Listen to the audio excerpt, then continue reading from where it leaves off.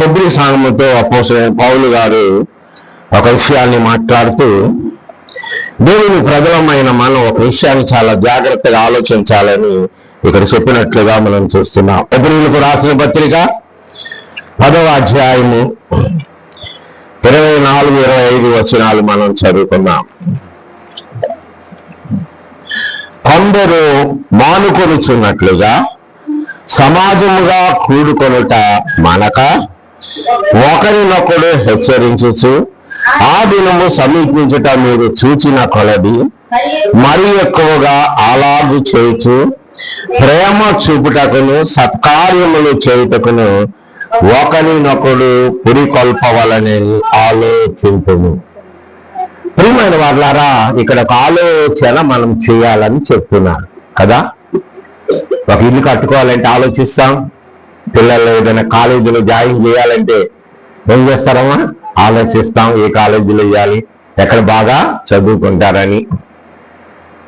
చాలా విషయాల్లో మనం ఏంటంటే చాలా రకాలైన ఆలోచనలు కలిగి ఉంటాం. కానీ సంఘముతో మాట్లాడుతూ, సంఘమా లేదా దేవుని నమ్ముకున్న దేవుని బిడ్డమైన మన అందరం కూడా ఒక ఆలోచన మనం ఆలోచించాలి. ఏ ఆలోచన అంటే, కొందరు మానుకొనున్నట్లుగా సమాజముగా కూడుకొనట ఏం చేస్తున్నారండి? మానేస్తున్నారు.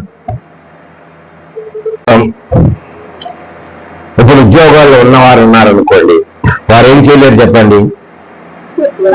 చర్చికి రాలేరు. లేదు, అనారోగ్యంగా ఉన్నారు, మంచం మీద ఉన్నారు, లెగలేని పరిస్థితుల్లో ఉన్నారు, ఏం చేయ చెప్పండి? రాగలిగి కూడా రాకుండా ఉండని వారి గురించి ఇక్కడ ఏం చేస్తున్నారు తెలుసా? దేవుడు అంటే అపోస్తలుడైన పౌలు సంఘాన్ని ఏంటంటే హెచ్చరిస్తున్నాడు. కొందరు ఏం చేస్తున్నారు? కూడుకొనట కార్యములు 2వ అధ్యాయము 42. అపోస్తలుల వీరు అపోస్తలుల బోధయందును సహవాసమందును రొట్టె విరుచుట యందును ప్రార్థన చేయటి యందును ఎడతెగక ఉండేది. చూసారండి, వీరేం చేశారమ్మా? ఎడతెగక ఉన్నారంట. ప్రతిరోజు దేవాలయానికి వచ్చేవారంట. లేదు, ఇంట్లో కూర్చొని ఏం చేసేవారమ్మా? ఎడతెగక ఏంటండి? ప్రార్థన చేస్తూ ఉండేవారంట. అందుకే ఆ అధ్యాయం దేవుని కృప వారి మీద అధికముగా ఉండేది అంటారు. అక్కడ అనేకమైన అద్భుతాలు, ఆశ్చర్య కార్యములు వారి మధ్యన ఏంటమ్మా జరుగుతూ ఉన్నాయి. ఈ రోజున దేవుని యొక్క సంఘానికి వస్తున్న ప్రియమైన దైవ జనాంగమా, దేవుని కుటుంబాలారా, ఈ రోజున మన జీవితాల్లో దేవుడు చేస్తున్న అద్భుతాలు ఆగిపోవడానికి కారణం ఏంటో తెలుసా? నీ కూడా ఎక్కడ ఆగిపోతున్నావు, ముందుకు సాగలేకపోతున్నావు. చాలా విషయాల్లో నువ్వేం చేస్తున్నావు తెలుసా? చేయవలసినవి చేయకుండా మానేస్తున్నావేమో. ఒక్కసారి మనల్ని మనం ఏం చేయాలంటే పరిశీలన చేసుకోవాలి. ఇది అంటాడు 109వ కీర్తన 4వ చరణం చదువుతారు ఒకసారి. నేను చూపిన ప్రేమకు ప్రతిగా వారు నా మీద పగబట్టి ఉన్నారు, అయితే నేను మానక ప్రార్థన చేయించను. చూసారండి, చూపిస్తుండగా ప్రతిగా వారు ఏం చేయాలంటే, అయితే నేను మానక ఏం చేస్తున్నాను తెలుసా? ప్రార్థన చేస్తున్నాను. కాబట్టి మన జీవితంలో ఏ ప్రతికూల పరిస్థితులు వచ్చినా కూడా దేవుని ప్రజలమైన మాత్రం మనం ఏం చేయాలి తెలుసా? మానక ఏం చేయాలి చెప్పండి? ప్రార్థన చేసేవారుగా. ఒకవేళ మనం ప్రార్థన చేయడం మానేసామనుకో ఏం చేస్తాం చెప్పండి? మీరు శోధనలో ప్రవేశిస్తారు. ఒకవేళ ప్రార్థన జీవితం మన జీవితంలో లేదనుకోండి, దేవునితో సరైన సత్సంబంధాన్ని మనం కలిగి జీవించలేము. కాబట్టి ఈ రోజున దేవుని ప్రజలమైన మన జీవితాల్లో మానక నిత్యము మీరేం చేయాలి చెప్పండి? ప్రార్థన చేసేవారుగా ఉండాలి. దేవుని స్తోత్రం, హల్లెలూయా. అంతేకాదు ఇర్మీయా గ్రంథంలో ఇర్మీయా భక్తుడు చూడండి, 14వ అధ్యాయము 17వ వచనం ఒకసారి చదువుకున్నాం.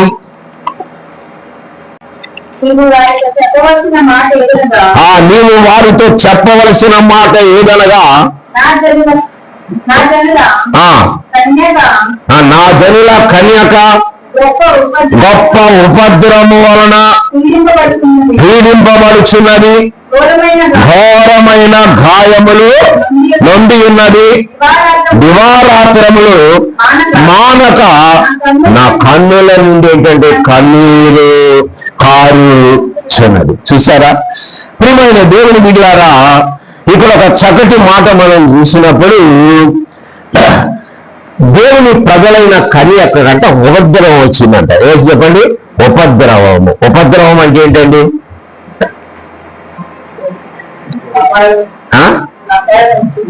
ఉపద్రవం అంటే ఇప్పుడు వచ్చింది చూసారా చైనాలో. ఇక దాని నుంచి మనం ఏం చేయలేం చెప్పండి? తప్పించుకోలేం. అలా ఇజ్రాయెల్ ప్రజల మీద కూడా చాలా రకాలైన ఉపద్రవాలు తీసుకొచ్చాడు. దాన్ని తప్పించుకోలేని ప్రతికూలమైన పరిస్థితులు. రెండవదిగా చూస్తే ఇక్కడ ఘోరమైన గాయాలంటే ఏం చెప్పండి? ఘోరమైన గాయాలు. ఆ గాయాల వల్ల ఏం కలుగుతుంది చెప్పండి? బాధ కలుగుతుంది. అలాగే మన జీవితంలో కూడా చాలా రకాలైన గాయాలు. ఆ గాయాల వల్ల మనకేమో చెప్పండి? బాధలు అంటే వాటి శ్రమలు, కష్టాలు, ఇరుకులు, ఇబ్బందులు, ఇలా రకరకాల పరిస్థితులు మన కలుగుతున్న పరిస్థితులు చూసినప్పుడు అంట దివారాత్రంలో మానక ఏంటంటే నా కన్నుల నుంచి కన్నీరు ఏంటంటే కారుతూ ఉంది. మానక ఏం చేయాలి? ప్రార్థన చేయాలి. మానక కన్నీరుకి ప్రార్థన అనుభవాలు దేవుని ప్రజలమైన మనకి ఏం చేయాలంటే ఉండాలి. దేవుని స్తోత్రం. అనవసరమైన విషయాల గురించి ఆలోచిస్తూ ఊరికి కన్నీరు కారుస్తున్నాయేమో దాని దేవుని ప్రజలమైన మనము దేవుని యొక్క సన్నిధిలో దేవుని యొక్క పదాల చెంత చేరి మానక కన్నీటితో మనం ఏం చేయాలి తెలుసండి? ఈయనైతే దివారాత్రులు ఏం చేస్తానంటే అండి మానక కన్నీరు కారుస్తున్నట్లుగా దేవుని గ్రంథంలో మనం చూస్తున్నాం. ప్రియమైన దేవుని బిడ్డలారా, ఈరోజు నువ్వు ఆలోచన చేయాలి. నీ జీవితంలో ఒకప్పుడు బాగా ప్రార్థన చేసేదానివేమో, ఇప్పుడు ప్రార్థన చేయటం మానేస్తావేమో. ఒకప్పుడు చాలా భక్తిగా ఉండేదానివేమో, ఇప్పుడు భక్తిగా ఉండటం మానేస్తావేమో. ఒకప్పుడు దేవుని నుండి భయం భక్తి కలిగి పరిశుద్ధమైన జీవితం జీవిస్తూ ఉండేవాడివేమో, ఇప్పుడు పరిశుద్ధంగా ఉండడం మానేస్తావేమో. ప్రతిరోజు శుక్రవారం ఉపవాసం కోవటం లేదా వ్యక్తిగతంగా నీకోసం నీ కుటుంబం కోసం ఉపవాసం ఉండి ప్రార్థన చేసేదానివేమో, ప్రార్థన చేసేవాడేమో. ఈ రోజు నా ఉపవాసం పోయిందేమో, ఆ ప్రార్థన పోయిందేమో, ఆ కన్నీరు అన్ని మానేసావేమో. ఒకసారి ఆలోచించే రోజున ప్రియమైన దేవుని బిడ్డలారా, దేవుని ప్రజలమైన మన జీవితాలను ఏం చేయాలి తెలుసండి? ఏం చేయాలమ్మా? మానకూడదు. ఏం మానకూడదు చెప్పండి? ప్రార్థన మానకూడదు, ఇంకా ఉపవాసం ఉండటం మానకూడదు, ఇంకా పరిశుద్ధంగా ఉండటం మానకూడదు, ఇంకా దేవుని సన్నిధికి రాకుండా ఉండటం మానకూడదు. సమాజముగా ఎప్పుడు ఏ ప్రార్థనా కూటం జరిగినా ఆ కూటానికి ఏం చేయాలంటే మానకూడదు. కొంతమందికి అలవాటు అంటే ఏంటి? మానేయటం అలవాటు. అర్థమైందంటారా? కాబట్టి నువ్వు బాగోలేదు, నువ్వు మనసు మీద ఉన్నావు, నువ్వు లెగలేని పరిస్థితులు ఉన్నావు, నువ్వు దేవుని సన్నిధికి రాకపోతే దేవుడు నిన్ను ఏం చేస్తాడంటే క్షమిస్తాడు. నువ్వు డ్యూటీలో ఉన్నావు, దేవుడు నిన్ను ఏం చేస్తాడు? క్షమిస్తాడు. నువ్వు రాగలిగి కూడా రాకుండా ఒకవేళ నువ్వు మానేసి ఇంట్లో ఉంటే జాగ్రత్త.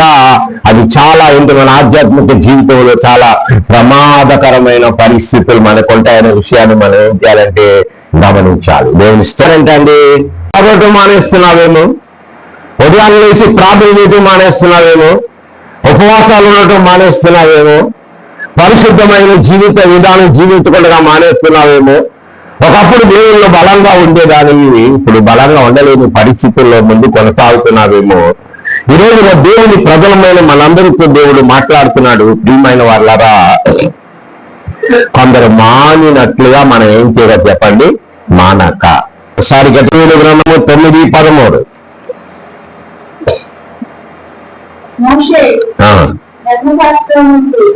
మోషే ధర్మశాస్త్రమందు రాసిన కీడంతయు దేవుని ప్రజలకు సంభవించినను మేము మా చెడు నడవడిని మాత్రం మానక పోతిని.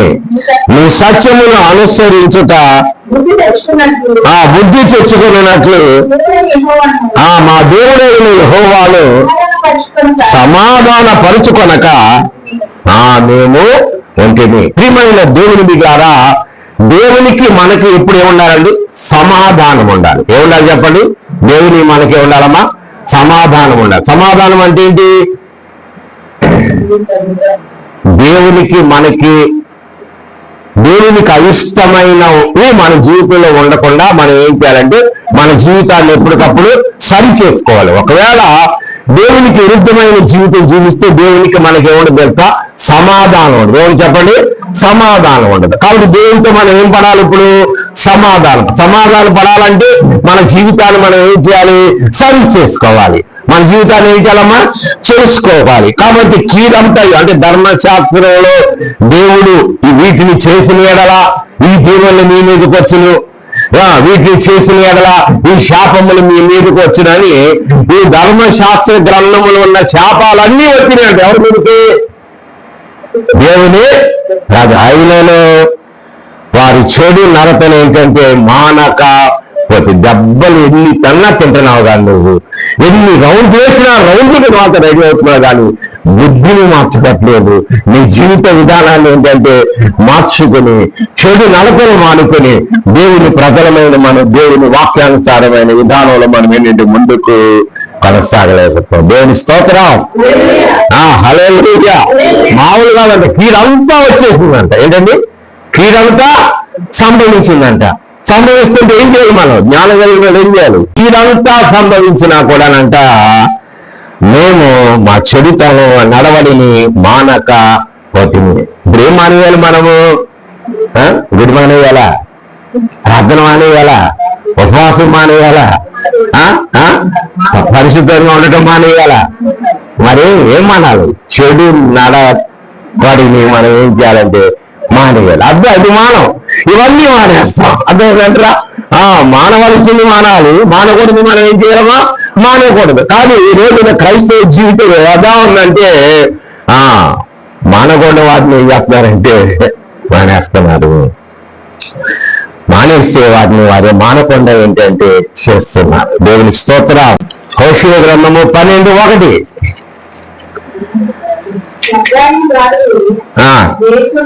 ఎఫ్రాయిము గాలిని నేర్చున్నాడు, తూర్పు గాలిని వెంటాడుచున్నాడు, మానక దినమల్లా అబద్ధమాడుచు బలత్కారము చేస్తున్నాడు. ఎఫ్రాయిము అనే మాటకు రెండంతల ఆశీర్వాదం, అభివృద్ధి. ఏం నేస్తున్నాడంటే నీ గాలిని నేస్తున్నాడు. మనం ఏం నేస్తున్నాం సార్? ఏమని రాశాడు ఇక్కడ? గాలిని. ఏముందమ్మా వాక్యంలో? ఏముంది రాజు గారు? మానక. ఎఫ్రాయిము దేని వేస్తాడంట? గాలిని వేస్తున్నాడంట, తూర్పు గాలిని వెంటాడుతూ వేస్తున్నాడంట. అంతేకాకుండా ప్రేమ దినమెల్లా ఏం చేస్తాడు? అబద్ధములు మానక మాట్లాడుతూనే ఉన్నాడంట.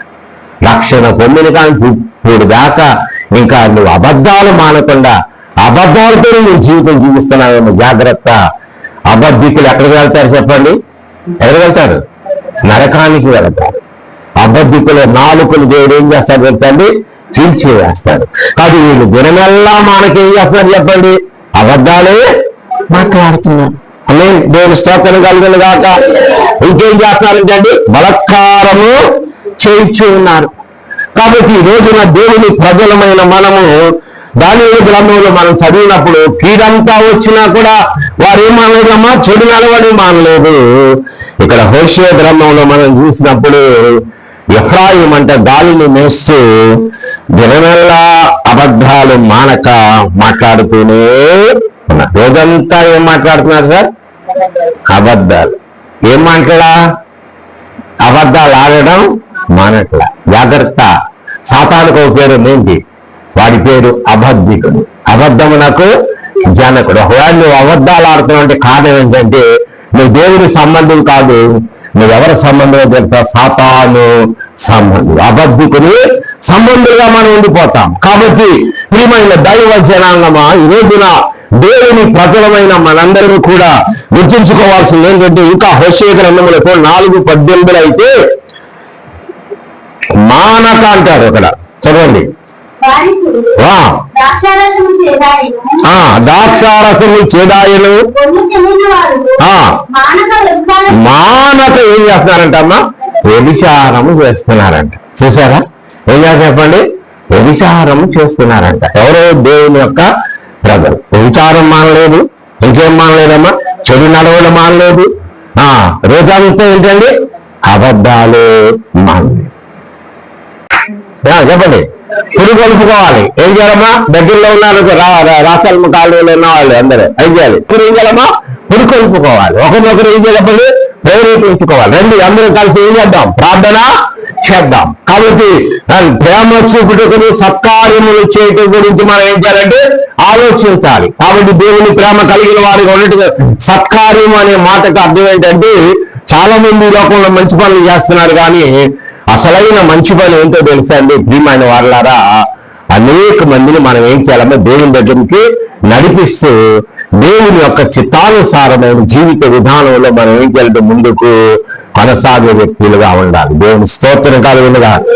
అందరం ఆయన సన్నిధిలో గడిపోతే 1000 జనముల కంటే అంటే శ్రేష్ఠ. ఒక 2-3 గంటలు దేవుని సన్నిధిలో మనం ఉంటే మనకంతా ఏంటంటే ఆశీర్వాదం. ఆ 2-3 గంటలు కూడా ఏం చేస్తారంటే రావడానికి వారికి ఏంటంటే రాగలిగియో రాట్ల పండుగ మానేస్తున్నారు.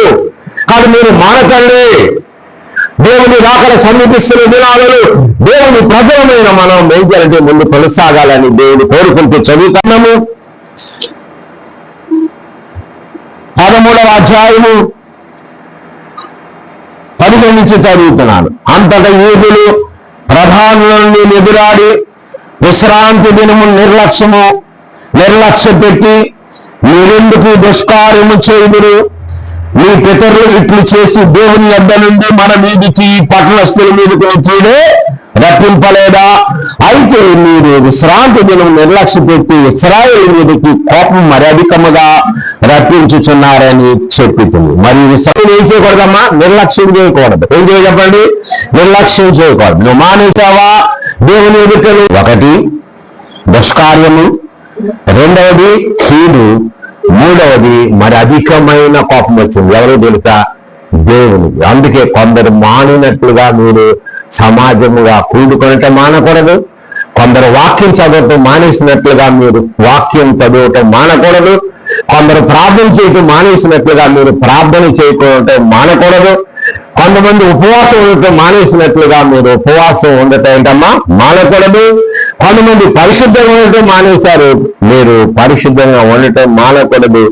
దేవుని ప్రజలమైన మనం దేవుని రాకడ సమీపిస్తున్న దినాలలో మరెక్కువగా ఏం చేయాలంటే ప్రోత్సహించుకుంటూ పురుకొల్పుకొలుచు దేవుని ప్రజలు ఏం చేయాలి? దేవుల్లో బలంగా మనం ఏం చేయాలంటే ముందుకు కొనసాగాలి. దేవుని స్తోత్రం. అందరూ సారి గట్టిగా సోదరుదాము.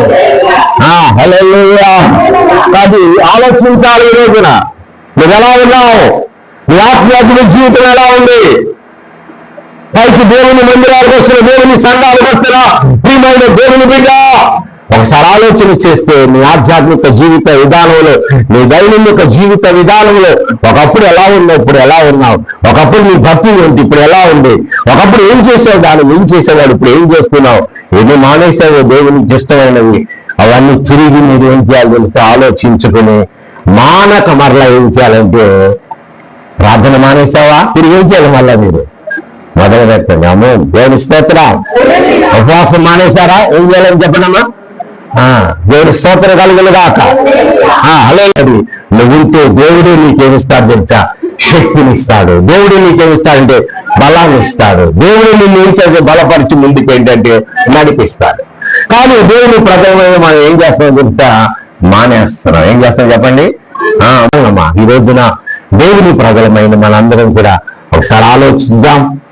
ఆలోచిస్తున్నారా? ఏం ఆలోచిస్తున్నారు? ఉండాలి. ఎలా ఉండాలి? మానక. ఒకరోజు వస్తే ఒకరోజు రారు, మానక. ఏం చేయాలమ్మా? మానకూడదు. మానకూడదు అంతే. ఒకటే పైసలు మంచం మీద లేకపోయినా నువ్వు గవర్నమెంట్ ఉద్యోగం చేస్తున్నా తప్ప మిగతా టైంలో ఎట్టి పరిస్థితుల్లో సమయాన్ని ఏం చేయాలంటే అనుకూలం చేసుకుని దేవుని సన్నిధిలో మానక మనం ఏం చేయాలంటే ముందుకు లేక దేవుని ఎదుట నువ్వు దుష్కార్యము చేసినట్లుగా దేవునికి కోపాన్ని మనము రేపిన వారముగా దేవుని సన్నిధిలో ప్రియమైన దేవుని బిడ్డలారా ఆయన ఉగ్రతకు పాత్రలుగా మనం కనిపిస్తాం. కాబట్టి ఈరోజు దేవునితో మనం ఏం చేయాలంటే సమాధాన పడదాం. తలలు వంచండి, కళ్ళు మూసుకోండి. ప్రియమైన వారు ప్రార్థన చేస్తున్నాం. సమీపిస్తుంది ప్రియమైన వారు. దేవుని రాకడ సమీపిస్తున్న దినాలను గంటల గంటలు ఒకప్పుడు ప్రార్థన చేసేదానిమేమో, ప్రార్థన చేసేవారేమో ప్రియమైన ప్రియమైన దేవుడి యొక్క బిడ్డ, ఈరోజు అసలు ఒక అరగంట కూడా ప్రార్థన చేయలేని స్థితిలోకి వచ్చేసావేమో, అసలు ప్రార్థన మానేసావేమో. ప్రతిరోజు ఉదయాన్నే లేచి దేవుని వాక్యాన్ని చదువుకునే దానివేమో. అందుకే నీటి కాలంలో ఎవరు నాటబడిన చెట్టు వల్ల ఆకు వాడక ఫలభరితమైన జీవితం ఉండేదేమో. వాక్యం చదవటం వల్ల అది నీ పాదాలకు దీపముగా, నీ త్రోవకు వెలుగుగా ముందు కొనసాగేదేమో. నెలకొకరికి ప్రార్థన చేయమన్నారు, ప్రార్థన మానేసి అందుకే శోధన వెంట శోధన వెంబడి దేవుని కార్యాలు నీ జీవితంలో మధ్యలో ఆగిపోతున్న కాలం ఏదో తెలుసా? ప్రార్థన చేయడం మానేస్తున్నామేమో, ఉపవాసం ఉండటం మానేసామేమో, ప్రభు సన్నిధిలో దివారాత్రులు కన్నీరు కాచి ఆయన బ్రతుకులాడే ఆయన సన్నిధానము, ఆయనతో సమాధానపడి ఆయన సన్నిధిని సరి చేసుకోలేని అనుభవాలను కలిగిస్తున్నామేమో. ప్రభువా, మా జీవితంలో అనేకమైన సంభవాలు జరుగుతున్నా కూడా మా చెడు నడవడిని మానలేకపోతున్నాం. మా జీవితం అంతా అబద్ధాలమైపోతుంది తప్ప ఈ వాక్యానుసారమైన జీవితంలో ముందు కొనసాగలేకపోతున్నాం. మానకూడని వాటిని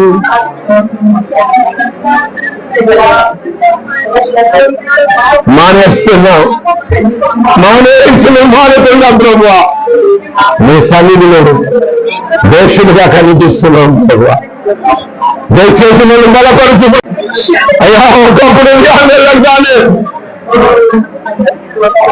నీ బైబిల్ తీసుకుని వాక్యం చదివి ప్రార్థన చేసిన తర్వాత నేను చేసేది అసలు ఏదో ఆదివారం శుక్రవారం బైబిల్ తీసుకొచ్చి మరలా అక్కడ పెట్టేసి మరలా వచ్చినప్పుడు తప్ప ఈ మధ్యలో అసలు అయ్యా నీ పరిశుద్ధ గ్రంథాలు తీసి నీ వాక్యం చదవటం మానేసి కదా.